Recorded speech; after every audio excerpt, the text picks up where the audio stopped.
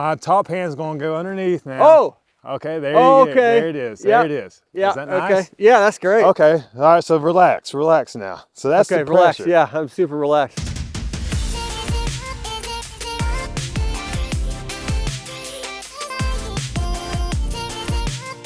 I got Daniel Kilgore here.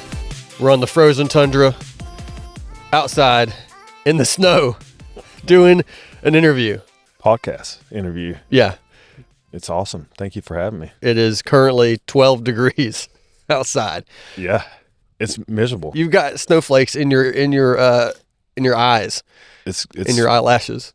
It's good content. Thanks for joining me. Tell me a little bit about yourself. Where are you from? Originally from Tri-Cities, Kingsport. Tennessee. Born and raised Kingsport, Tennessee. And come from a family that's blue collar. I'm the baby of 3 children. I have 2 older sisters. And it's funny, my life has been built around sports, specifically football. And I do not come from a family of athletes. I can tell you that.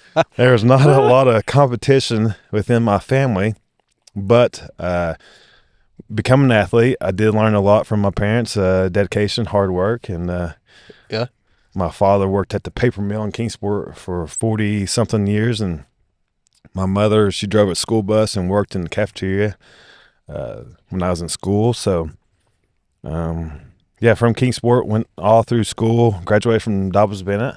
Yeah. In 2006, and from there went on to Appalachian State. Yeah. Growing up, I played all the sports, baseball, basketball, football. And then in high school, I even tried wrestling and threw shot put for track. So I did a little bit of everything growing up. In Northeast Tennessee, it's called wrestling.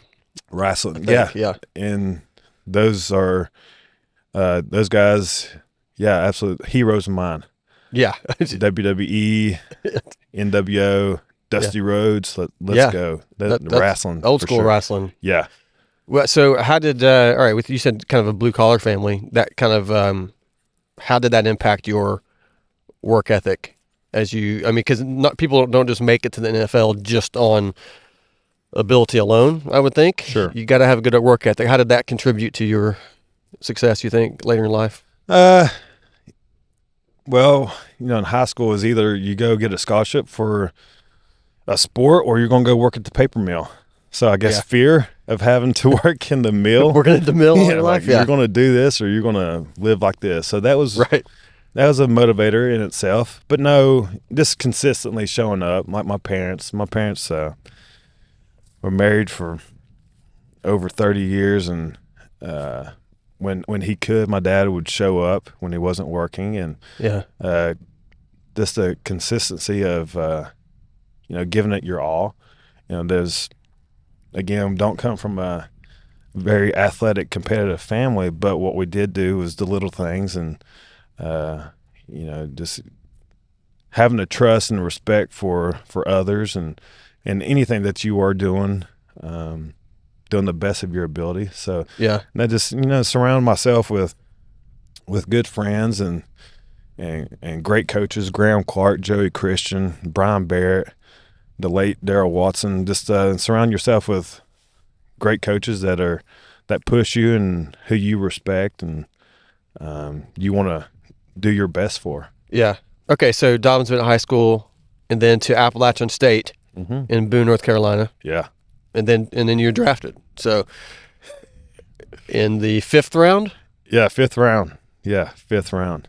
And what was the pick? What pick is that? 163rd was my pick. So there were 162 guys better than you. Is that how that works? There's a lot. I can tell you, on the draft, there's 162 better players, but trust me, there's a lot more better athletes out there who deserve to be drafted as well, but they didn't. Yeah. I went to Appalachian State, was there for 5 years. Okay. Enjoyed college life, and I graduated. So I got my degree in physical education. I was wanting to coach, and I was kind of a late bloomer, like NFL. Mm-hmm. Not a lot of guys from Appalachian State at the time were going to the NFL. We were FCS. There was not a lot of NFL talent being produced out of there. But I was a late bloomer and was drafted in 2011 or 12, I should say. No, 11. Excuse me. Yeah. And that year we had 3 guys from App State get drafted.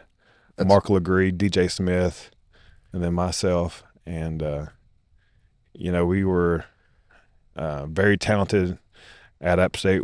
I was part of the Michigan win, the upset, and 2 national championships. So we definitely had talent.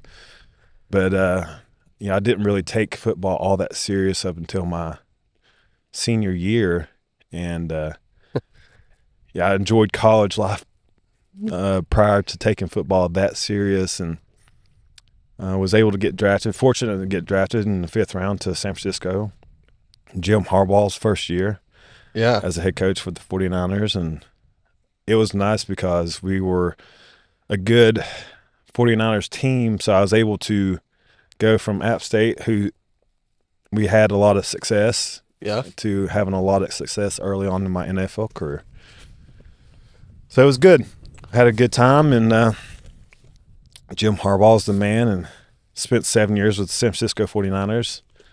I was there when the lights went out for a Super Bowl. I was there during the protest, the coaching changes. Kyle Shanahan, my last year was Kyle Shanahan's first year there. Okay. And then eventually traded to Dolphins, and my last stop was in Kansas City.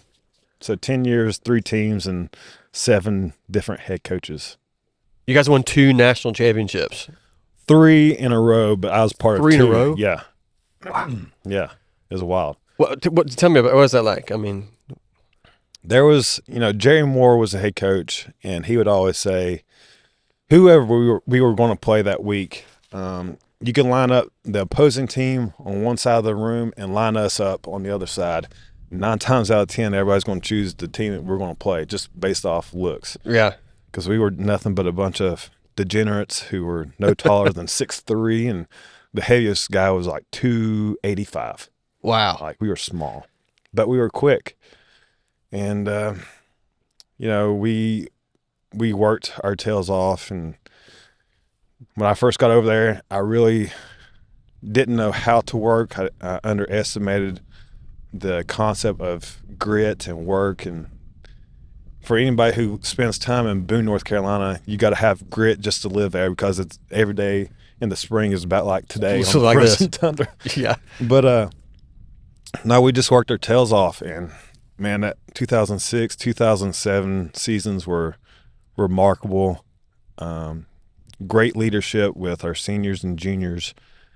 A lot of good dudes, and had a lot of success. And my junior year, I think we went to the semifinals. Ended up playing in Montana. Yeah. As much like today, very cold. But after 07, we didn't make it back to the championship, but we still had really good teams, and it was built on the culture, the mentality of the town of Boone, and just the hard work that we would put in outside of the season. Yeah. So the win against Michigan, you were there for that. You played in that. Walk me. I mean, what were those last moments like in this kind of like, wow, this just happened. We just did this. So that was my redshirt freshman year. So my second year, I've never flown before. And never flown in an airplane? Never flown in an airplane. So we fly out of Tri-Cities, actually, and we go to Michigan. That was my first actual game, dressing out and playing in. Yeah. I played on the special teams, and it was just wild. Like, we first get up here on Friday, and you go into the stadium, it's like, oh, it's not that big. Just a lot of concrete, right? Right. Then you come out for pregame warm-ups, and there's 105, 107,000 people. Like, holy cow, this is wild. Yeah. But we knew we had the speed, and they were a really good team. They had Jake Long, who's going to be the number 1 pick to the Dolphins. Yeah. Chad Henne was a quarterback, Heisman hopeful. Mike Hart, who was a running back. Yeah. Mario Manningham as a receiver. Sean Cable as a linebacker. I mean, they had studs. They had a team. Yeah, they did. Lloyd Carr was the head coach. And so we knew it was going to be a a tough day Yeah. in the office, and they were ranked top 5, and we just I think we got up early, and then we took the lead at halftime, and I think after halftime we didn't score another touchdown. We just had a couple field goals, but Yeah. in the locker room at halftime, our coach was like, "Man, we got this team. They can't stop us." Really? And so that just gave us the confidence that they felt good about it. So we just went out and handled our business. And of course, the famous blocking the field goal by Corey Lynch. Yeah. It was just unreal. And flying back home, we cross over the state line from Tennessee to North Carolina. We had a first responder parade basically leading us into the town, and Heroes, man. heroes get to the stadium. I mean, there's thousands. You can look up YouTube videos. There's thousands of people at the stadium rocking the buses. Pretty sure nobody went to class all that next week. But everybody remembers that game, but they don't remember the fact that we go down to Spartanburg and lose to Wofford 3 weeks later. And so we Really? beat Michigan. But couldn't be Then we go to Wofford. It's still hot. Right. It's their stadium runs out of water. We lose the game. Then we come in and play at home against Georgia Southern. We lose to Georgia Southern. Yeah. So we were conference champions, but we tied, and then we ended up going to the national championship and beating Joe Flacco when he was with Delaware in the national championship. So Wow. we had a really good team, but Yeah. we still faced adversity that year. Yeah.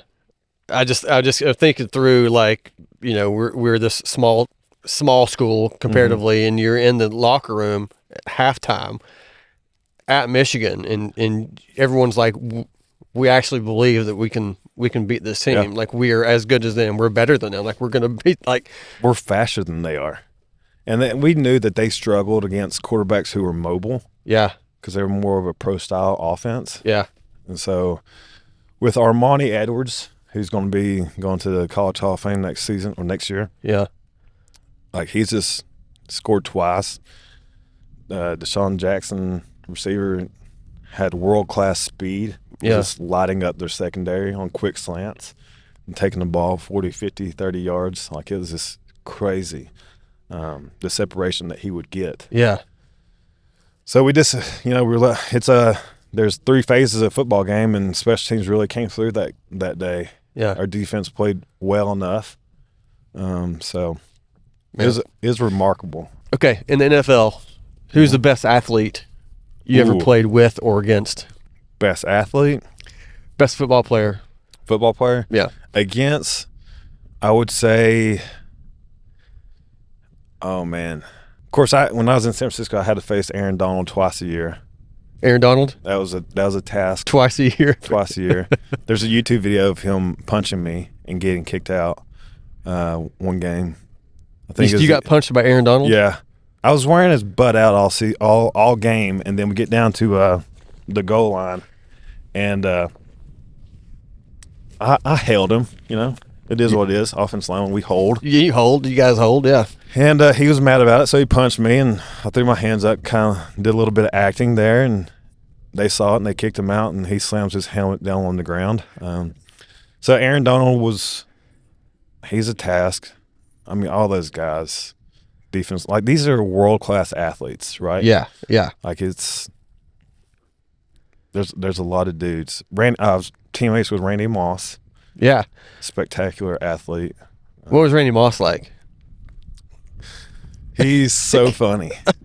He loves to have a good time. Right? Yeah. He's loud. He loves to include everybody. Loves to fish. He's just a good old country boy. West Virginia guy. West Virginia. Yeah. Who was his basketball teammate? Basketball teammate? This In white high school? guy. Yeah, white guy. Point guard. Was it? What's the nickname? White Chocolate. You know the point guard. What was his name? Jason Williams? Jason Williams. Yeah. They were teammates. They were teammates in I'm pretty sure. basketball? Yeah, I'm pretty sure. Anyways, yeah, Randy was awesome. He's a great teammate. It was towards the end of his career, but still, I mean, just that redneck. Hey, coach. Just he wouldn't. Coach, I ain't meeting. receivers, we get in the hot tub. We ain't going to meeting. We've been meeting for 7 hours today. We ain't meeting. And so Going to the hot tub. Coach Harbaugh going all the receivers to hang out in the hot tub. I'm like, what are y'all doing? Like, Coach, we know everything. We ain't going in there to meet. So he kind of just ran the show. I was fortunate enough to play with a lot of great athletes. Yeah. A lot of Hall of Famers, Patrick Willis, Navarro Bowen, Frank Gore, Randy. I mean, it was pretty awesome. Cameron Wake with the Dolphins. Just a lot of good dudes. And then, of course, Patrick Mahomes, Travis Kelce. So Yeah. there's I would say Aaron Donald. He's the first one that comes to my mind as far as athletes. And then, of course, you had Seattle, the Legion of Boom, Cam Chancellor at safety. Yeah. He rammed his helmet one time in the back of my tailbone. I'm pretty sure he fractured my butt. It was awful. But he's fractured butt now. Yeah, he's like 6'4", maybe 225 pounds playing safety. Like, that's ridiculous. Yeah. So there's George Kittle. Play with George. Yeah. Tight end. I mean, unbelievable athlete. Yeah. List goes on. What's the coolest stadium you've ever been to, played in? Well, I grew up a Green Bay Packers fan, so much like today, going to the frozen tundra, Lambeau Field was really, really cool, just the history aspect. Yeah. I did hit every stadium and every new stadium, so I did get to go play in Allegiant out in Vegas. Looks like a big Roomba. It's pretty awesome. Yeah, I've been in that stadium. It's really cool. It's amazing. SoFi Stadium, the new one out in LA. Mm-hmm. It's very nice. I like the older stadiums though. Miami's got a really cool stadium. My least favorite would probably be like Baltimore or Washington. Okay. It's just There's nothing special? Nothing special. Just concrete. But no, I would say Lambeau Field, pretty awesome. Oh, Arrowhead too. Just the history with Arrowhead. Yeah. And how loud it gets. Yeah. Really, oh, man. really cool. But it also gets cold. Yeah. And this time of the year, any indoor field is pretty awesome. Any dome. Any dome. Give me a dome. Dallas Cowboys. How hard is it to play in weather that's like this cold? It's pretty miserable, honestly. And you don't want to be the weakling on the offense line, but inside of me, I want to wear long sleeves. But I was like, no, long sleeves today. Got to tough it out. I'm like, golly, man. So you would put Vaseline or whatever it's called, heat guard on your skin to clog up your pores and try to keep the body heat in. Wow. The worst part was trying to put your helmet back on after taking it off, and you're sweating, and the helmet finally molds to your head, and then you take it off, and then it gets cold and frozen again, and it gets hard. That's miserable. So it's not fun, but it's really good for quarterbacks because it cuts down on the traction for pass rushers. Yeah. Yeah, it is fun. It's a great idea to do for about 30 minutes, and then for 4 hours though, you're miserable. Yeah. Like right now. Pretty miserable. Yeah. But it's worth it. Yeah. In the end, it's worth it. Right, to be on the Josh Mancuso Show. Worth it to me. Yeah. What's an embarrassing story you can share? It's probably a lot. There's a lot. I got embarrassed on a daily occurrence amongst really big men and more athletic than I am. One that I can share is my last year, COVID year. Okay. Go to Kansas City, my last year, knowing this was going to be my last year. I had the goal of 10 years. I was going to walk away from the game. Was fortunate enough to be with a really good Kansas City team, much like they have every year. Went into the playoffs, and we win the AFC Championship against Buffalo. I think it was Buffalo. Yeah. And we had the next week off right before the Super Bowl. So we're gearing up for the Super Bowl, whatnot, and the Saturday or Sunday before the week of the Super Bowl, because of COVID, they were going to bring a barber in to do haircuts. And so, like, it was their day off. I've got 2 little ones at home. One is a baby. So, like, I'm going to go get my hair cut before anybody. All right? Barber's going to be there at 7. I'm going to be there at 7:05 to get my hair cut.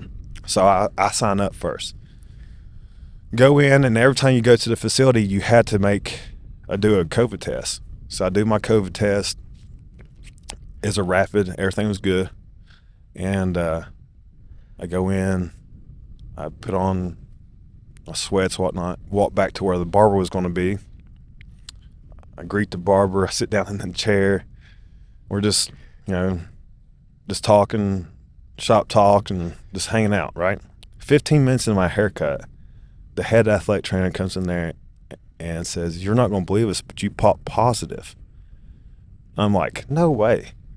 I've not been anywhere. We can't go anywhere." And he's like, "No, not you, you idiot. The barber." The barber was COVID positive? COVID positive. And I was like, "You got to be kidding me." So halfway through my haircut, we get told the barber was positive for COVID. And so I'm like, "Well, is this a close contact?" He's like, "Absolutely. You've been here for 15 minutes. So I was like, "Well, let him go ahead and finish my haircut." And so, long story short, I had to miss practice all week and do Zoom meetings with no guarantee that I get to go to the Super Bowl, knowing that this was my last year. The Super Bowl is going to be my last game. So this goes viral. And somebody had photoshopped a half haircut, a shaved head, and it went. I've seen it. I've seen the photo. Seen it? Yeah. And so I made that into my Twitter profile pic, and I was like, new profile pic, whatever. I was having fun with it. Man, it goes viral. It's on Jimmy Fallon. It's on like Dick's Sporting Goods, like Twitter. Like, it goes crazy. Adam Schefter's like messaging me about it, like, "Tell me this is not true. Not real." Yeah. Yeah, this can't be. I'm like, yeah, this actually happened. And like NFLPA's like getting involved. Like they're trying to crack down on the Chiefs. And I was like, listen, guys, it's honest mistake, whatever. Right. So, without knowing that I'm going to be able to go to the Super Bowl, the game's played on Sunday, obviously. The team is leaving down on Saturday morning after meetings to go to Tampa. And normally you would fly down the week before and practice down there, but because of COVID, they didn't do that. I go in Saturday morning into the facility, and I do 3 different COVID tests. And I have to wait out in my truck for the results. Oh my gosh. For like 45 minutes. It was the most nerve-wracking thing. Like, this is going to be it. This is my last game. Like, I knew. And they called me. It's like, "Well, we got 2 tests back, and you're good. They're both negative. We're waiting on the one. It's taking a little bit longer." And I'm like, oh my gosh. I had to get all 3. They came back. I was good, negative. Able to go down to the Super Bowl and play my last game. And I bought 8 tickets to go for my family to go to the Super Bowl, which those aren't cheap. Right. Yeah. So it's like, what have I done? But no, that was probably the most embarrassing thing that I can tell on camera. That's good. All right. But no, it was good. I was happy to be able to go play and finish out my career, even though we lost the game. Yeah. Had a lot of dear friends on the Tampa Bay team, so it was good. That's good. Real good. All right. We've moved to the truck. One of us couldn't handle the cold. I was pretty miserable myself. Yeah. It was awful. It was me though. It was you. I was the one. You were dressed for date night, not the frozen tundra. That's true. Yeah. Well, all right. We're in the truck now. We're in your truck hanging out. Still outside. It's still 12 degrees. We're in the warm. It's 14 degrees, it looks like. It's gone up a little bit. Yeah. It's warming up out there. Thankfully. Okay. All right. In 2018, you got a $12 million contract with the 49ers. Where's that money now? You're sitting in it. It is a nice truck. Yeah. Well, I got married. I got children. I got two little daughters, so that consumes most of that. Oh, that's it then. Yeah. Yeah, we're done for investments, whatever you want to call it. Yeah, Just okay. living expenses, maybe. Yeah. In the yeah. bank, I guess you will. In the bank. Okay. That's good. I'm conservative. I don't spend a lot You didn't, other you than didn't, this truck. you didn't spend all your money. Yeah, I did not know. Is that all right? Is that a problem in the NFL and in professional sports where athletes they get these big checks, they can make a lot of money, and then Yeah, they retire from the sport, and then a few years later they don't have any money. Yeah, unfortunately, that can happen, and it does happen. A lot of guys, young guys, make a lot of money, 21, 22 years old, and they put a lot of trust in wealth managers, if you will, or experts in the field. So a lot of times you hear the horror stories of somebody getting, taken advantage of, or Ponzi scheme, whatever, and it does happen. Yeah. And it's not just young guys, older guys too, who make big money on their third, fourth contract, second contract. Guys, you are vulnerable, and let's be honest, we're athletes. We're not money managers, wealth managers. So we do rely on others a lot of times, and sometimes there's those instances of wrongdoing. And also there's a lot of baby mamas out there too now. These guys, they are 21, 22 years old. They are living in the cities that they play in, and big market cities, Miami, Nashville. And they like to go out and they have a good time, and they meet the ladies and whatnot. But there is, unfortunately, there are those cases, but the league and the NFLPA, they do a good job trying to provide resources and for players. And when you talk about people's money, they get a little cautious about it, or they think they know best. But I would always lean on the safer side and use the resources to make sure everything's taken care of while I'm playing. So after the fact, it's there. Yeah. So. What's the NFL like? I mean, behind the scenes, we all we see is we watch football games. Sure. We don't know what's it like. What's the NFL like? Well, it's not for long, obviously, and then That's what it stands for. Actually, not for long. Yeah. I was fortunate enough to get 10 years in, but yeah. I mean, you're just every day you're being evaluated every day. You're basically a mercenary. You're on a yearly contract. It could be a daily contract. You may sign a 10-year deal or a 5-year deal, but they can get rid of you at any time. Yeah. There's only 32 teams and 53-man rosters, and on game day, only 46 dress out. So you look at, in the United States, football is the biggest sport that there is, just based off numbers of TV revenue and viewership, and all the kids playing football. Like, NFL is the best of the best. Yeah. And there's no room for mistake.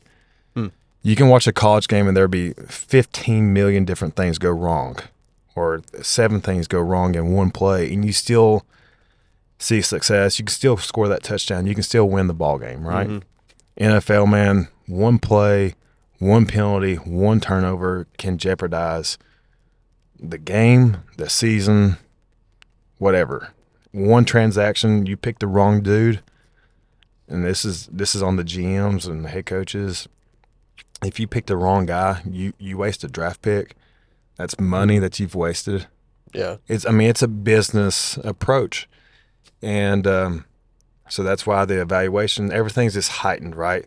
From what you eat, the size that you are, how much you weigh. You got weigh-ins on Friday. Everything's just bigger. And the competition pool is just so much more.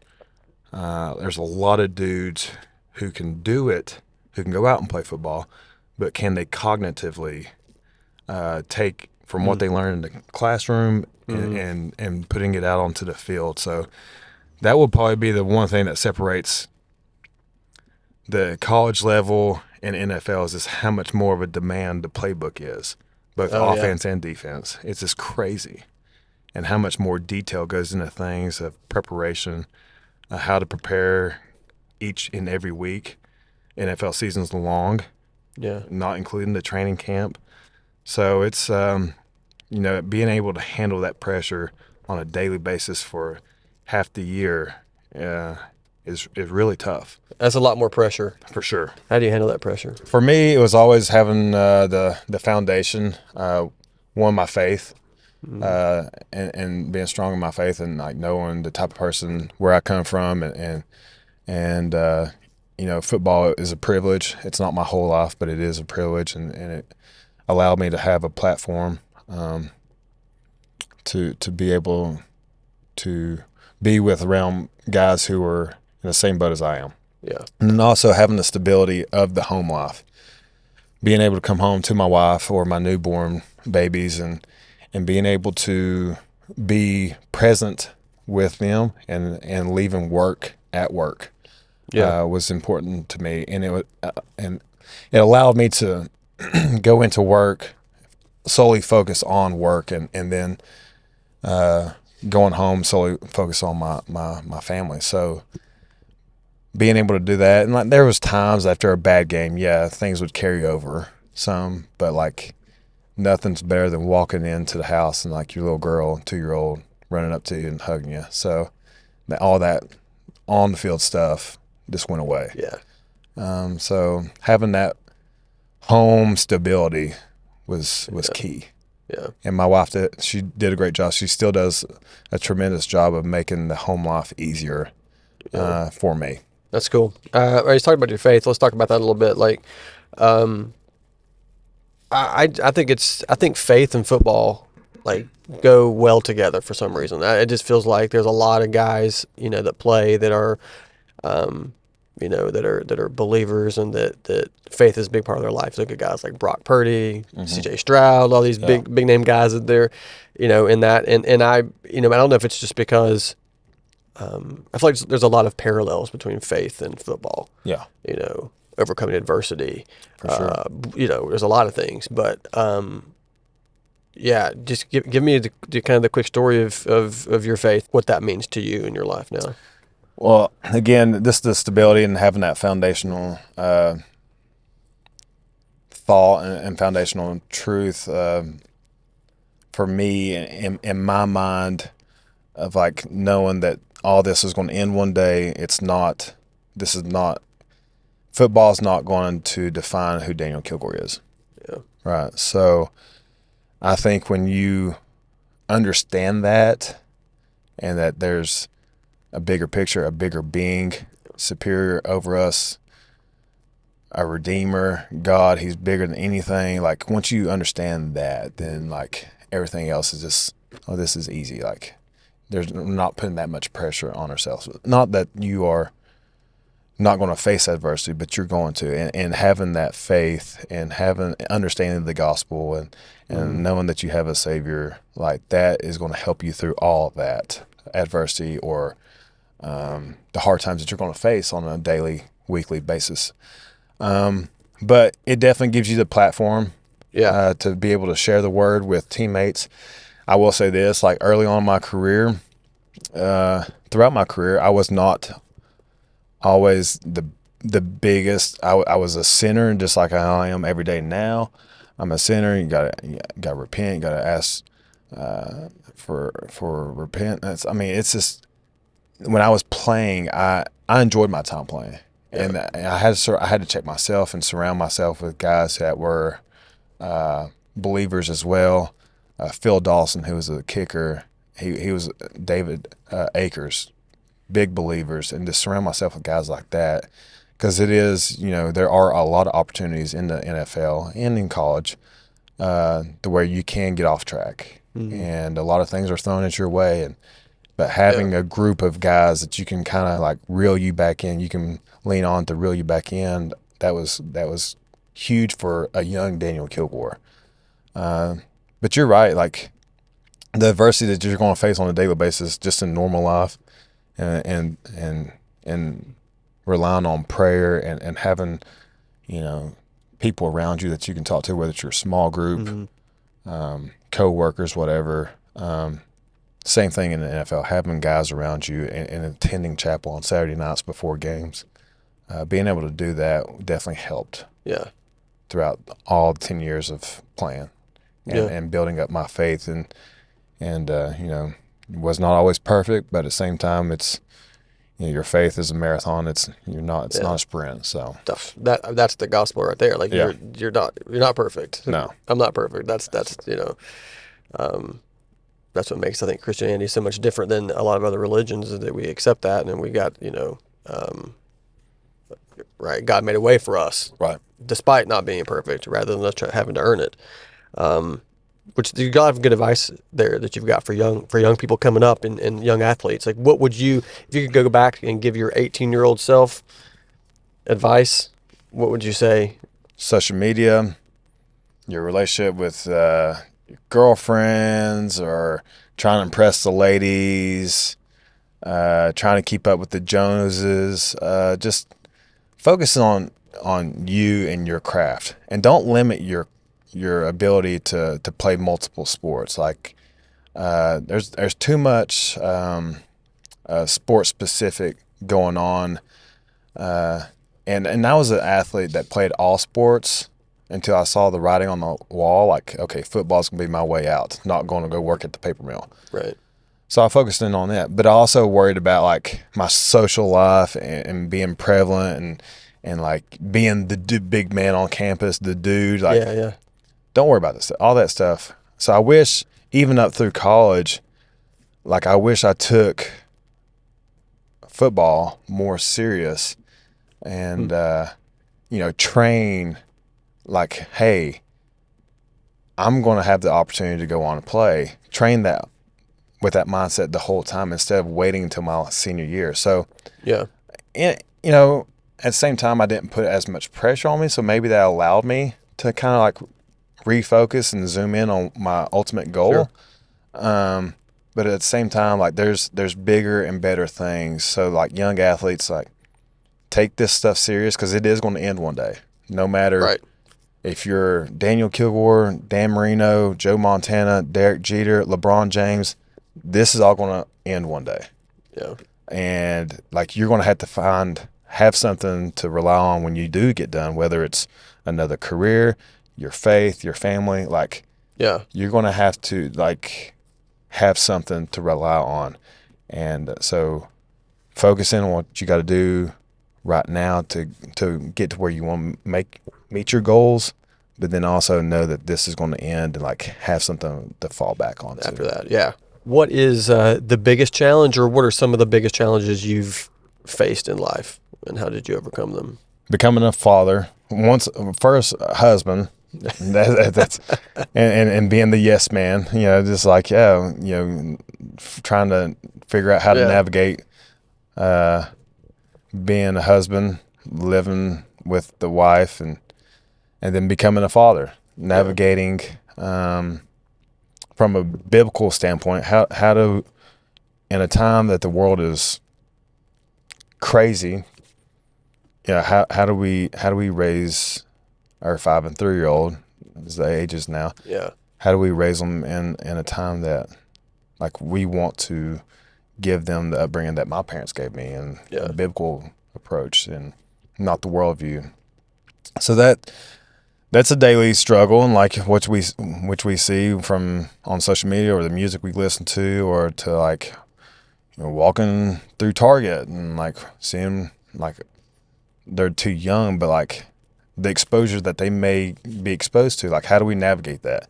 Yeah, that's probably one of the two current things that are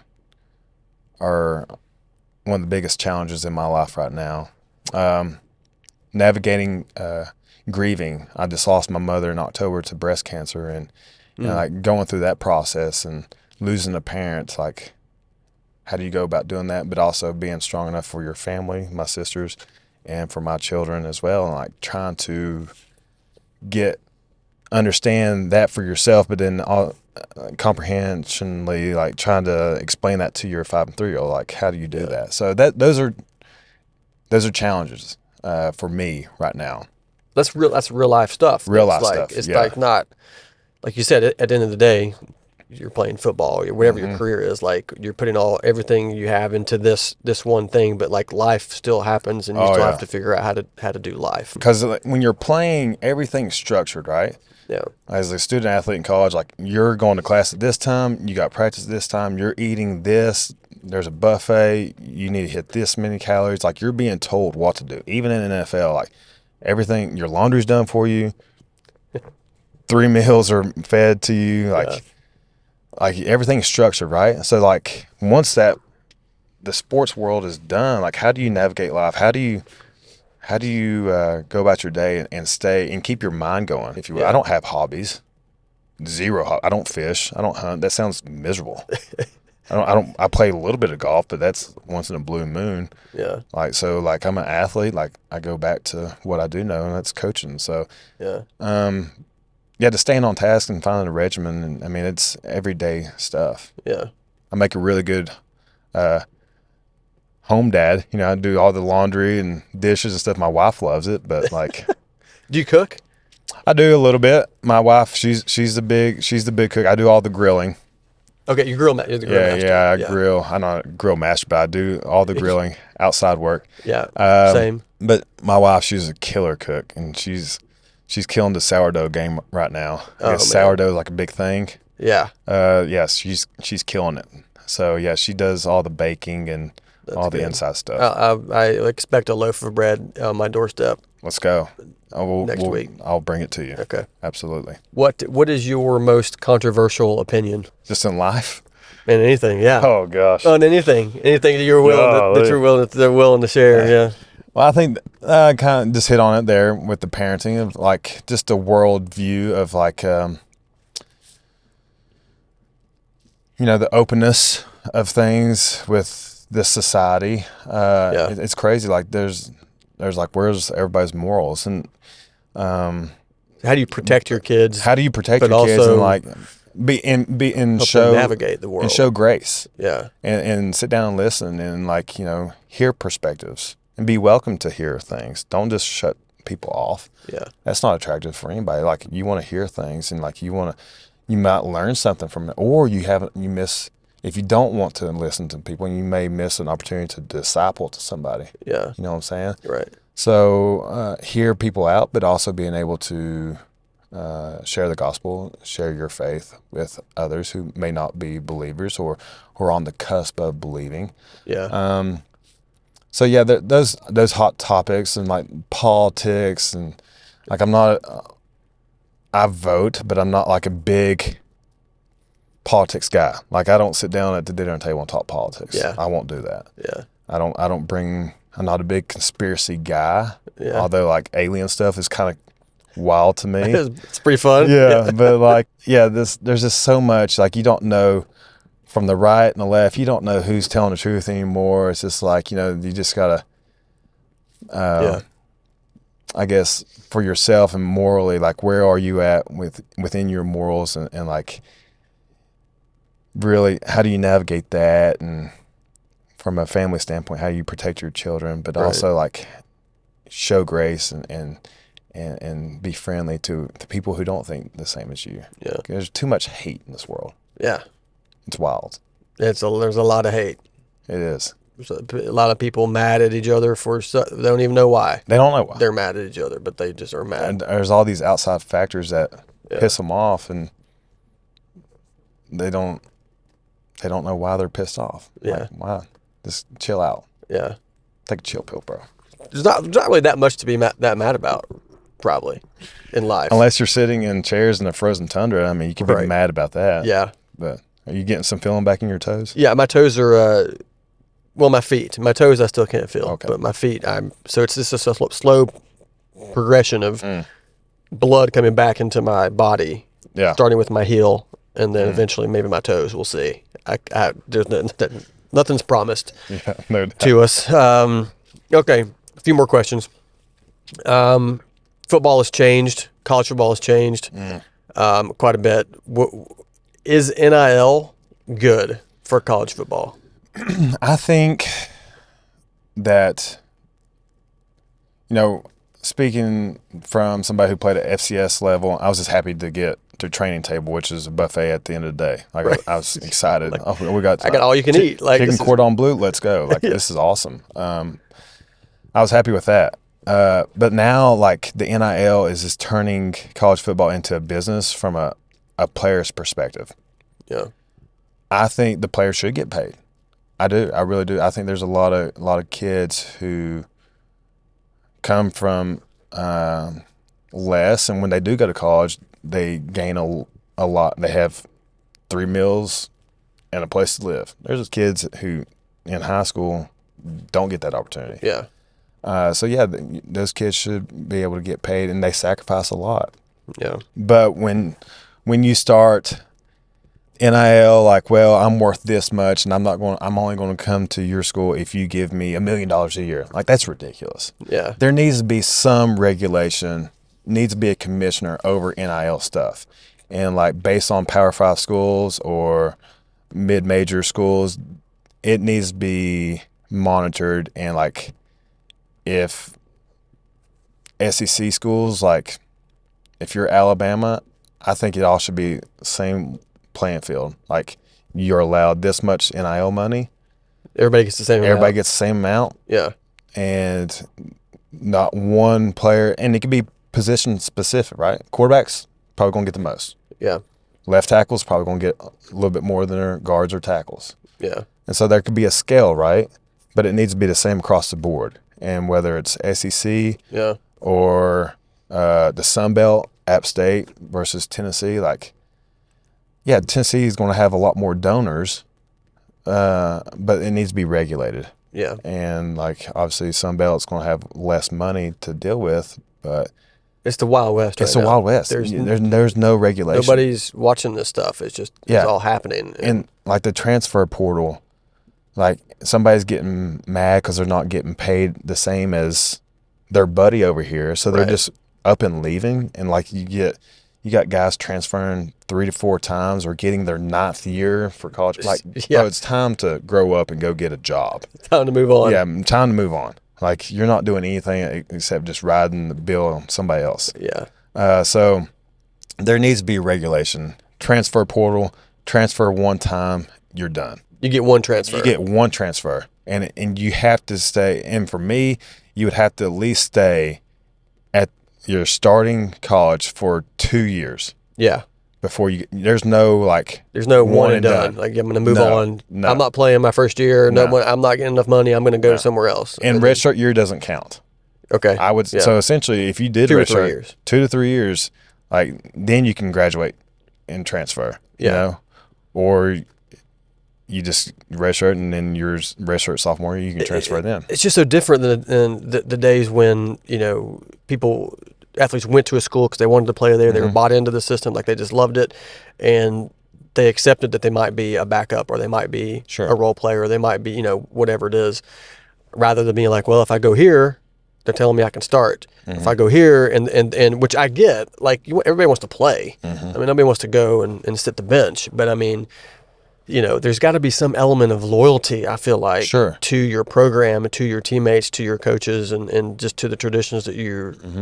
The college football, they're losing tradition Yeah. because they're like, there's kids will be there for 1 year and then like, I'm gonna go to USC now. Right. Like, there's no use just at Alabama. Like, we roll tide, right? Like, we're just grooming our kids to know Alabama football, and like, Right. you're just breaking this kid's heart now. Yeah. There's no tradition. There's no, and you lose like a sense of community with that. So yeah, I'm not a big fan of the transfer, like NIL stuff. I understand. I use Armani Edwards as an example. Like, if he was getting paid for what App State benefited from his name, image, and likeness, dude, it'd put App State in the hole Yeah. if they're not already. I don't know. But like, he deserved a cut of that. And there's so many like number 14 jerseys walking around campus. Like, he never saw a dime of that. Right. Like, nowadays, like, if you get you have your number on a jersey, you're going to get like $5 out of that deal. That's times that by 5,000. That's a lot of money for a college kid. That's a lot of money. People don't want the business approach; they want their traditional fan base and tradition, like hearing Rocky Top and walking the strip up to the stadium. They want to do that stuff. They don't want to just like, oh, this is just another NFL game. Nobody's in the stadium, and they're just getting TV deals. Like, there's got to be some regulation on NIL and transfer portal. Yeah, it's okay for college football. It's a good thing if it's done well. Yeah, and I think Chip Kelly I forget what all he said, but he had a press conference, and I think he really hit the nail on the head. Have a Power 5 playoff, and then have a mid-major, whatever those conferences are, Sun Belt, American, USA, have a playoff run with those guys too. Yeah, because bowl games they're washed up. Like the bowl games are crazy. They're getting out of hand. It's not worth it. The Pop-Tarts Bowl. Dude, that Pop-Tart came out. It came out, did it not? It was awesome. That was a huge Pop-Tart, and they ate the whole thing. I love it. I love that they had a Pop-Tart mascot. That's going to be your next. You need a bowl game edition of how are we going to? You can do a Spud, the Idaho. The Pop-Tart. A potato thing, and then a Pop-Tart thing. Yeah. Yeah. Okay, a couple more things. Let's do like a little rapid fire, just real quick. What's favorite color? Green. Favorite song? Ooh. Your favorite song? Right now. What are you listening to right now? Zach Bryan, All Night Revival. Yeah. All Night. Yeah, I'm pretty sure. Yeah. No, go ahead. Continue. I'm a terrible singer. No, I want to hear. I can't. Okay. No. All right. No singing. All right. Can't. Best dad joke? What's the difference between an in-law and an outlaw? I don't know. An outlaw is wanted. Nice. That's good. You like that? Yeah, that's a good one. I like that one. So, what about movies? Favorite movies? Movies you like? Ooh. I'm a big movie guy. You are a big movie guy. Movie star is what I like to say. You're going to have your hands on the boardwalk one day. One day. I like to thank me, that Snoop Dogg clip, you know what I'm talking about? When he did Hollywood Stars, he's like, I like to thank me on Snoop everything. Dogg thanked himself. Yeah, he thanked himself. For a star. I can see you doing that. That'd be awesome. I like to thank, first and foremost, me and all the things I've done for myself. All that I've sacrificed. To get here. Yeah. Yeah, I really am the best. Absolutely. That's how I would, word it. Okay. Movies. Man, I'm a rom-com guy. Like, I don't like scary movies. No scary stuff. Okay. No, like paranormal activity stuff. Like, no, I don't. No, that freaks me out too. I can't do that. So you like some rom-coms? Rom-coms, yeah. Like, I like that stuff. I like bro movies too, like Fight Club. Okay, yeah. Wolf on Wall Street's awesome. Yeah. Oh gosh, Dazed and Confused. I love that one growing up. Yeah, that was a great one. I love those like '90s movies, like Adam Sandler, Billy Madison, Happy Gilmore. Oh yeah, those are classics. Oh gosh. Ace Ventura. Love Ace Ventura. Oh, I got a great Ace Ventura story for you. Yeah. So, tell me. Spent 2 years in Miami. Dan Marino. Nobody's cooler than 80s and 90s Dan Marino. No, he's top of the cool list. Great guy. He shoots the bull with anybody. Anyways, so I'm eating lunch with Dan at the facility. It's me, Tannehill, and a couple other guys, and we're just hanging out. And I'm like, Dan, tell me a story. And so like he's going on, and something was brought up about Ace Ventura. And he's like, oh, I'll tell you about Ace Ventura. He's like, man, when that movie was coming out, like Jim Carrey wasn't really on the scene just yet, and so like they made an offer to Dan. It was like, hey, here's $100,000 cash, or you can take royalties off the movie. Like, what would you want to do? And so Dan's like, I don't know anything about this guy. I don't know anything if this movie's going to make it or not. So he takes the cash. Takes the $100,000 cash. He missed out on the royalties in the first weekend. They did like $100 million. He said that was my worst investment ever. So he could have had, I don't know, $10 million. A lot of money. Yeah, a lot of money.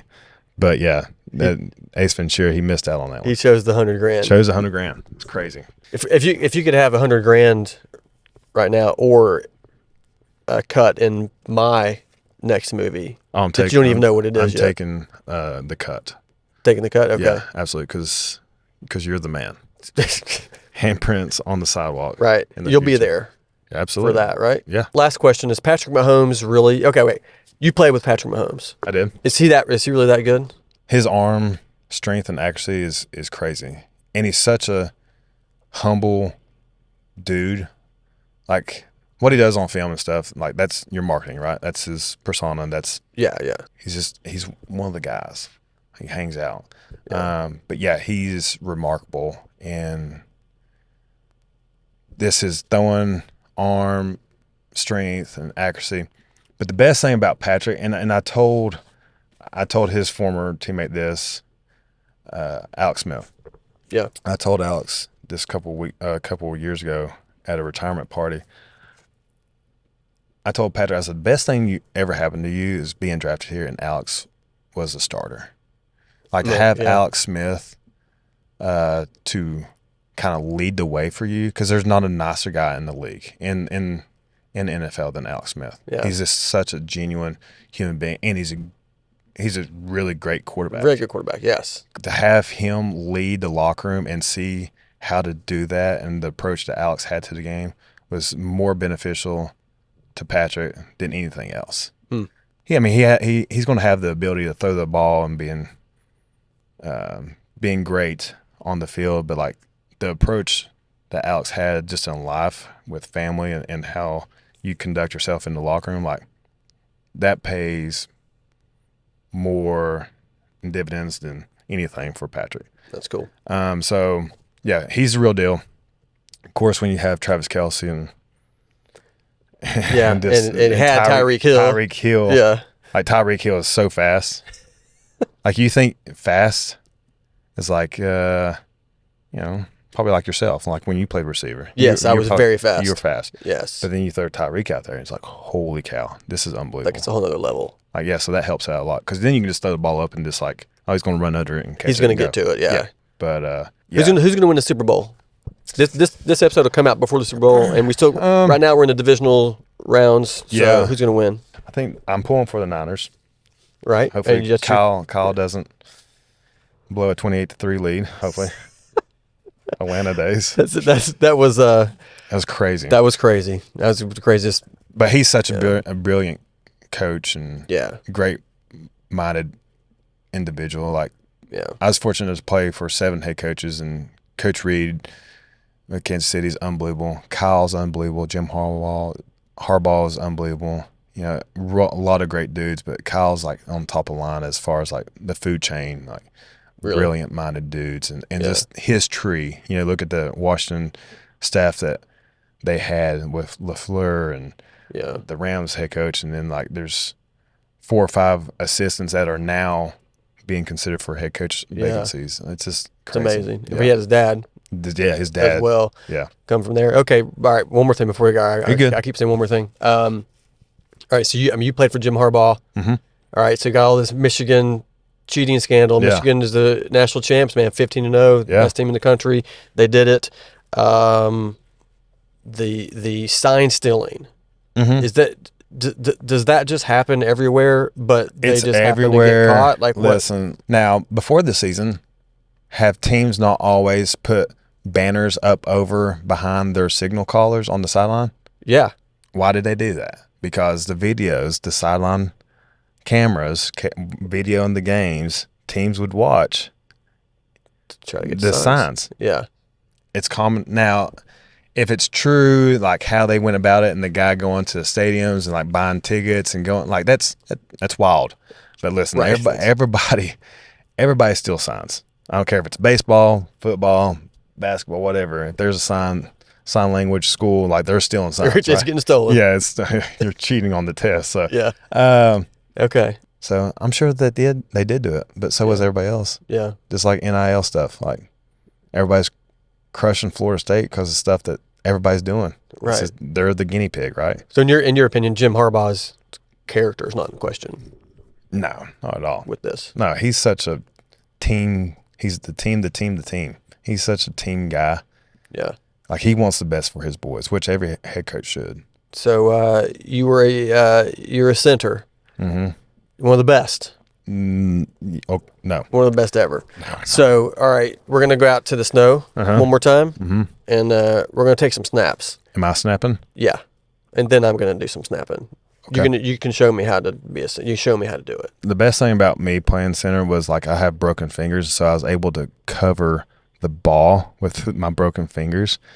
a lot more coverage, and so I had a lot more They were grip. just like, Look at these things. look at these things. I look like Chubbs off of Billy Madison or Happy Gilmore, or whatever. From Happy Gilmore, Chubbs. Yeah, Chubbs. Yeah, his Yeah, hand just flew off. yeah, exactly. Yeah, that's all football. All football. Broken man. injuries throughout. Yeah. I wish I had a lot cooler story than that, but no, it's Well, yeah, that's pretty like good. got in a fight with a bear or Right. We're gonna go out in the frozen tundra. We're gonna do some snaps. Mm-hmm. Show me a couple things.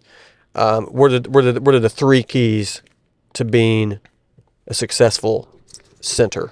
knowing the snap count, knowing what to do.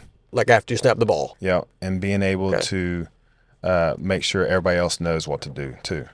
Yeah, sounds like a piece of cake for sure. It's fun. Yeah. That's why I love it. All right, let's go do it. I'm out here with Daniel Kilgore, former NFL center, and you're going to show me how to be a great center. First thing we got to do is, what we got to do? You got to snap the ball to the quarterback. If the quarterback is going to be under, he's going to be underneath you, and you're going to feel his hands up underneath your bottom. Okay. But first, we'll start with shotgun first. Immediately regret this decision. We Okay. we won't dive in per se too soon. Straight in. All right. We know each other pretty well, but not that well. Yeah. Okay. So shotgun snap. To shotgun snap, I was always a lace guy, so I would shotgun with my fingers across the lace as if I was going to throw the ball. Yeah. A lot of Okay. guys Yeah. do thumb on top for shotgun, or the new style in college football, the knuckle dead snap. I hate that. Okay. So Not doing that. No, we're not going to do that. We're not going Okay. to talk about that today. We're going to talk about it as if you're going to throw the ball, you're going to shotgun snap. Luckily, like I said, I broke every finger. I got a lot of coverage on the ball. Right. You cover the whole ball. Cover the Things whole are ball. Spread out everywhere. That's good. Okay. And then, so when you're going to snap, shotgun snap, it's going to be a nice little soft snap. Yeah. Get a little flip of the wrist to get a little spiral. Okay. When I was in San Francisco, we had Kaepernick, we would do the zone read type stuff. So Yeah. depending on which way the running back was, I'd place it on that hip. So the quarterback knew the ball was going to his hip and he could look at that defensive end. Okay. You know, just being accurate with your snap. All right. But it's not a hard snap. You're about 4 or 5 yards behind Okay. the center. And so when All right. you So get let down, me. I'll get back as quarterback. yeah, here. you can be as quarterback right now. Okay. So about right here. Yeah. So as the center approaches the ball, you're going to get in your stance. Your feet's a little bit wider than shoulder width. You're going to Okay. reach down. I can't get down in the snow gear. It's a little hard- tight. A little tight in these Carhartts Yeah. in the frozen tundra. So you're Okay. going to reach down, grab the ball as if you're going to throw it. Okay. Your eyes are up. This right here, the elbow is facing forward. Okay. Yeah. Yeah. Upfield. All Okay. right, so you give me a cadence. Okay. Whoa. And All right. when I clap my hands, you snap. That'd be great. Okay. Blue 42. Okay. Oh, where'd it go? Got it. Got it. Got it? Got it. Yeah. Was it good enough? Okay. Yeah. It's a great snap. Good snap. So That's good. it's this ball is frozen as you can imagine. So It's really like a block of ice. the Yeah. biggest thing as a center is you just want to make sure that you know this cadence and you're not snapping it too hard. You're giving it to the quarterback to where he can catch the ball. And then as you snap it, you're stepping forward too. Okay. All right. All right. So you want to give it a shot? Yeah. Yeah. I'm ready. All right. Let's I'm try. ready. Okay. So I'm going to give it a little bit better cadence than shoulder you gave width, right there. a little bit. Okay. There it is. We're going, Can you bend down? Are Here. those- I'm leaving my gloves on. Oh, this is going to be miserable. Okay. Here we All right, go. I'll take this. All right. I'll take this one off. That's fine. I'll take it off. All right. Yeah, take them off. Be a man for 5 seconds. Okay. Here we go. Okay. And we're here. Oh, one hand, not two. One hand. Yeah. No, One I hand. know that. Here we go. Ready? I was just. I'll making give you a sure. cadence. Are we ready? Blue 42. now? Okay. Blue 42. Set. Oh, not bad. Not bad. Where'd It I looked end like a duck. It was right here. It's fine. Oh, okay. It looked like a duck, It but it was good. It was not a spiral. It was not a spiral. Not a spiral. Okay. All right. So let's go under center. Under center. All All right. right. We'll go under center. So under center, all right. anytime where I had a quarterback come up underneath me, I will rotate the laces to where my thumb's on top of the laces. And the reason to do that is because when you snap the ball and you hit the top hand of the quarterback, the laces are going to be the first thing. Already in position. spot for him. So okay. he don't have to spin the ball to look for the laces, right? Right. So you give him the laces. He ain't got time for that. He ain't got time. We got to throw some. Look, I got passes Aaron here. Donald in front of me. Like I'm not going to Coming be able at to. Yeah. Right. it's- Mahomes he's got to find Kelsey. No doubt. No, I mean. Yeah, With Taylor Swift in the stands is watching, so it's we gotta, enchanted for sure. yeah. Okay. But the under center, quarterback's got to make sure that he gives enough pressure underneath the center. Okay. Okay. I'm not sure So what that just means so exactly. just so you can understand the pressure, why don't you go ahead? Oh, you want me to be go the here? center. Okay, I'll be the center first. Still just one hand. One hand. So Okay. you don't have to snap it, but I want you to feel the pressure. Okay. I don't understand this feeling the pressure thing. All right. It just makes me feel. So my top hand's going to go underneath now. Oh. Okay, there Oh, you go. okay. There it is. Yeah. There it is. Yeah. Is that nice? Okay. Yeah, that's great. Okay. All right. So relax now. So that's Okay, the relax. pressure. Yeah, I'm super relaxed. So as you snap the ball to under center, Yeah. instead of like shotgun where you're snapping it straight back, you're going to rotate it. Remember, the lace is going to be Right. hitting the top hand. Right. so I'm Rotate gonna- it. There it is, right there. Okay. So imagine that ball, as you snap it, it's going to hit you in the butt. Yeah. But when it hits your It's butt, it's going right to be in by your top hands. hand. Okay. Absolutely. Okay. All right, we ready? I got this. This is easy. All right, I'm down. Here we go. Blue 42. Blue 42 set. Oh, no. It's off to the side. Off to the side. Off to the side. You got to snap it hard, too. Okay. Snap all right. it hard. You ready? So I was not. All right. That's just. Blue 42. Blue 42 set. Not bad. Not bad right there. That's better than a lot of, Not lot of bad, yeah. guys. Not All right, bad. so, all right. So I can make scout team maybe. Second team scout team. Absolutely. Second team scout team. There is Absolutely. no second team scout team. All right. All right. You gonna stay up to me? Oh, we will. Yeah, absolutely. Yeah. We'll All do right, it. you We'll gonna do give it. me- all right. I just. I need the pressure now. Don't be afraid, okay? Don't be afraid. Okay. All right. Blue 42. So hut. Oh gosh! It comes back there with a lot of force. You got to get it up. It comes back there. I wasn't ready for that. You got to get it up there. Wow, Did I that's break good. your finger? No, I'm good. Oh I'm my good. gosh. Golly. Came back there fast. All right, that's good. So Good times. that's how you snap Okay. under center and in shotgun in the frozen tundra. In the Wish we frozen had tundra better conditions. of East Tennessee. It's awful. Dan Kilgore. What are we doing? Thanks for hanging out. You're All welcome. right, Thank you for one more thing. Can you throw? having me. A little bit. I'm going long that way. Let's go. go. Let's go. Say hut. Oh yeah! No! Oh my gosh. I was not that fast. Ugh. Cut. We're done.